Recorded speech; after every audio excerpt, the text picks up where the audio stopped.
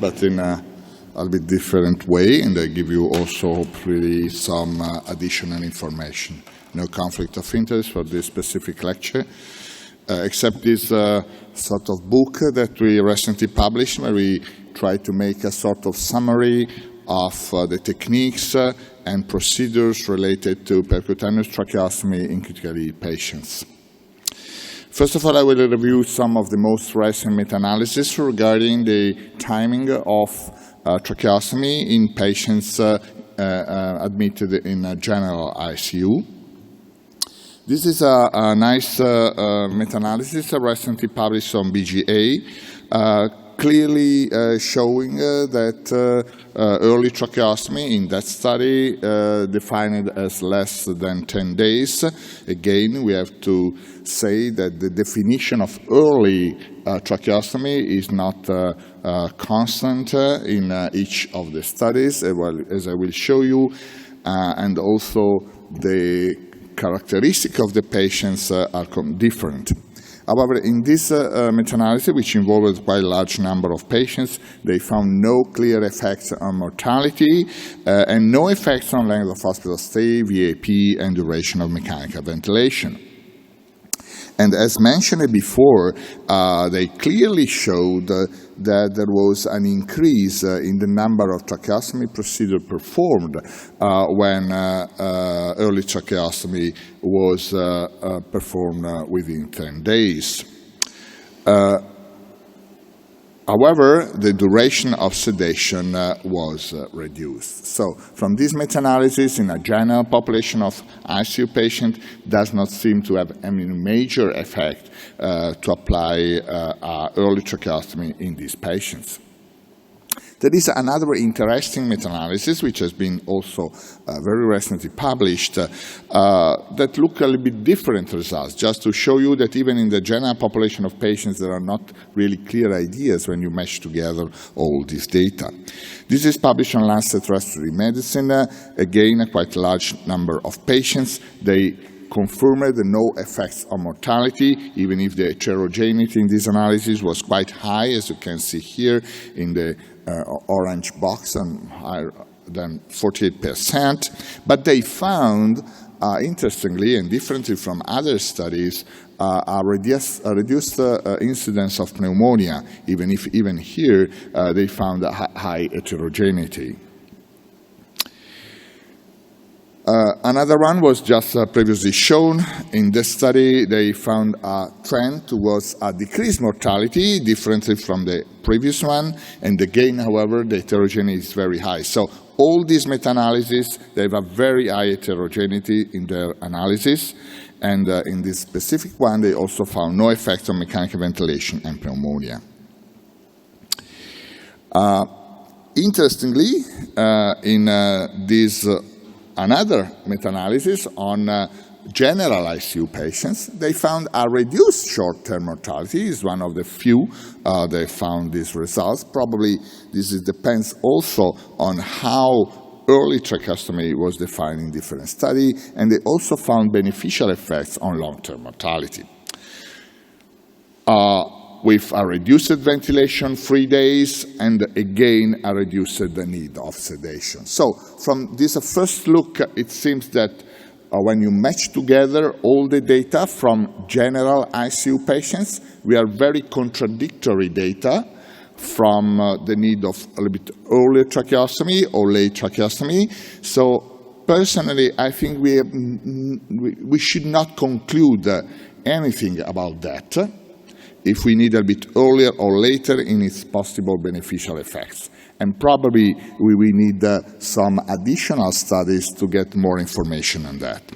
Specific population of patients, this was mentioned before by Neil, but I want to add some additional group of patients where perhaps we have very limited evidence that early tracheostomy may be better. This is one of the few studies in trauma patients. Not many patients, but in this study they found a trend towards in reduced ICU length of stay and duration of mechanical ventilation, mainly in patients with head trauma or maxillofacial surgery, as compared to late tracheostomy, and early tracheostomy was defined as before the 7th day. These are studies that were mentioned before in brain injury. It's less than 10 days or longer than 10 days, so not so early, really. It's more or less the timing that we usually consider, between 10 to 15 days in general ICU population. And they found a reduced and long-term mortality and reduced duration of mechanical ventilation in brain injury. But again, I'm not sure we can define early tracheostomy procedure performed within 10 days. There are also interesting data recently published in patients with poor-grade subarachnoid hemorrhage, as you can see here, when they compared early tracheostomy, defined between 1 to 7 days versus 8 to 20 days, and they found no difference in mortality, no difference in discontinuation from sedation, but they found a trend towards a significance early discontinuation from mechanical ventilation and time to decannulation, even if these studies were not sufficiently powered enough. And again, this is a nice study performed in a small population of patients, but very selected on stroke, hemorrhagic or ischemic. Very, very early tracheostomy is one of the few studies in which early tracheostomy were really performed early, within 3 days on mechanical ventilation, and prolonged tracheostomy between 7 to 14 days, that can be also defined as a sort of normal time of tracheostomy in most ICU patients. And they found that in this specific group of patients, there was an improved survival in the group of patients treated with early tracheostomy, very early tracheostomy, but with stroke and severe stroke and reduced need of sedation. And this is a new study which is ongoing, that is looking at non-traumatic acute ischemic stroke and non-traumatic intracerebral hemorrhage and non-traumatic subarachnoid hemorrhage, and looking at the effects of early within 5 days and late after 10 days tracheostomy. Interesting data has been also shown in cardiovascular intensive care patients. There are not large studies on that. I showed you just one of the most recent one. It's not randomized, just observational. I believe this is, again, is an area in which we should have more information in the next future. And they found that in this group of patients, early tracheostomy, defined as less than 7 days, of ICU stay, was associated with less postoperative complication like atrial fibrillation, 31 versus 61%, and acute kidney injury between 18 to 43%. So this is a group of patients that was not mentioned before, and I think we should have into consideration in the next future.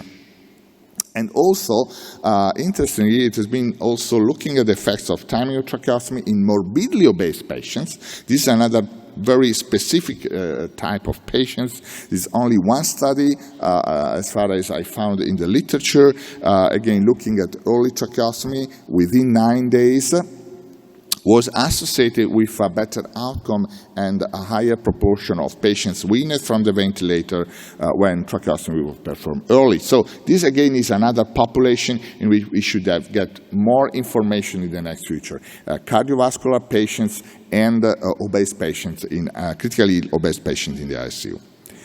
In the real life, this is a study that was proposed before, that's showing that patients that need reintubation independently from neurological or non-neurologic disease within 21 days are more likely, as you can see here, to have a higher risk to be tracheostomized. So reintubation in patients is a very high risk factor for potential need of tracheostomy.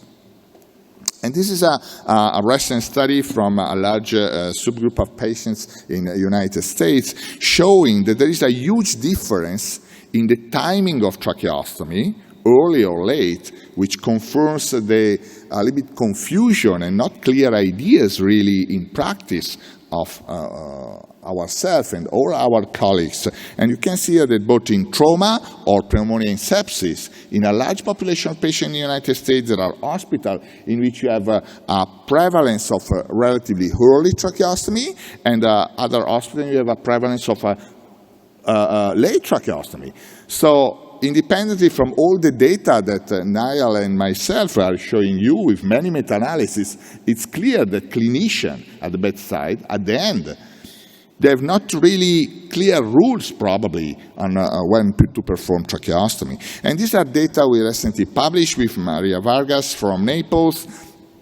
It is a large survey in Europe, and what we found that prolonged mechanical ventilation was one of the main causes for indication for tracheostomy, as you can see, both in Europe and also outside Europe, around 60% of the patients. But interestingly, when you look at the timing, you see that especially in Europe, almost 20% of the patients are treated with a tracheostomy within 7 days.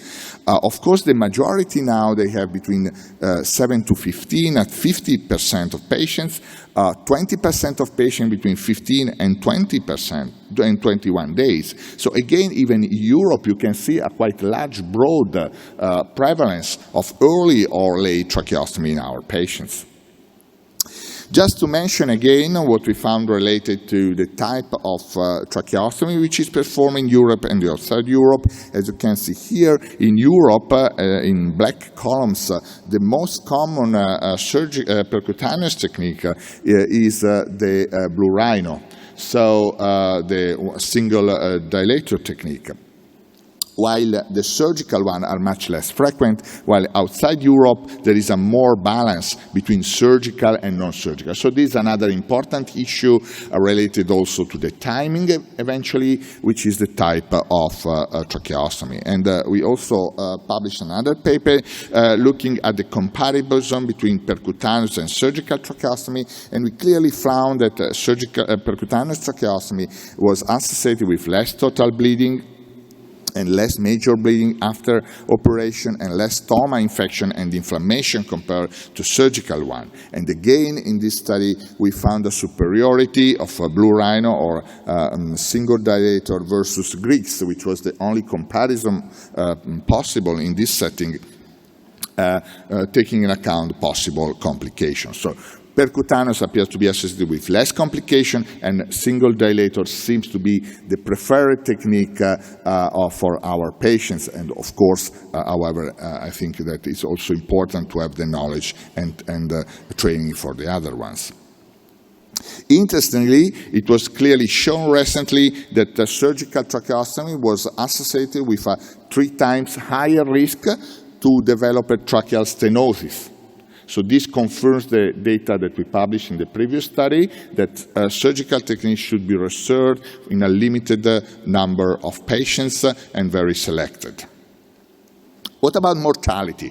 I just show you one study, it's 2008, but there will be many other studies, just to give a message that independent from the categories of patients, some patients have a higher risk or lower risk, but mortality of patients who require a tracheostomy in ICU is very high. As you can see here, pulmonary disease, you have survival at 20% after 1-2 years, or even other patients after 1.5 years, as in COPD in this study, but other study confirmed the data, they had a very high mortality. So first concept that I would like to give here, and we have also recent data from an Italian study confirming this, almost 80% mortality of patients tracheostomized in ICU at 1 year.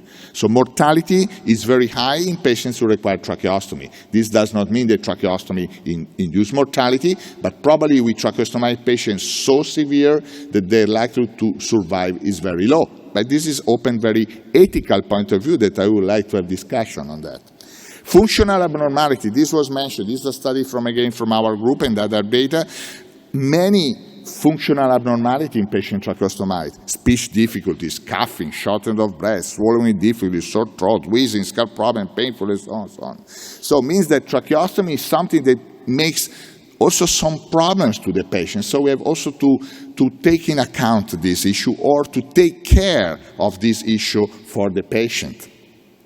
Finally, quality of life. This is one of the studies from Massimo Antonelli. They look at the quality of life of patients tracheostomized. And for example, looking at the SV12 quality of life assessment, they found that the quality of life was extremely poor of the patients tracheostomized. And of course, patients with closed trach, they have a better quality of life. But if you consider the better quality of life was around 100, you see here's almost 1/3 of the quality of life was in these patients. So mortality is high and quality of life is low. And also relatives, I'm just that's 2 slides. The quality of life of the relatives is low. Here is a nice study looking at the anxiety and depression of the families of patients tracheostomized. Of course, this depends on the different type of patients.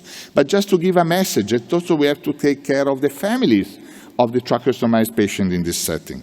So my conclusion are 2. First of all, probably we need a shared approach on which patient require tracheostomy, which technique we have to use, the technical issue related to tracheostomy, but also looking beyond, so the quality of life and the quality of life of patients and families of these patients. So, my conclusion are that randomized controlled trial meta-analysis do not clearly support early or late tracheostomy. There is no difference in mortality in general ICU population, but I show you very conflicting results. Perhaps there are some indication that in a very specific group of patients, not only brain injury, but also cardiac intensive care, obese patients, and predicted long-term mechanical ventilation, early is better. But I show you that there are no clear data on that, and clinicians do differently in different hospitals. But early and late tracheostomy, in fact, are performed in the real life, independently from the type of patients. Surgical tracheostomy, this I think is probably one of the most clear message that we can give, are associated with higher number of complications and should be reserved only for specific type of patient and condition. And probably we have to look beyond the ICU in terms of quality of life and mortality, looking at the patient and also families of these patients in the ICU. Thank you very much.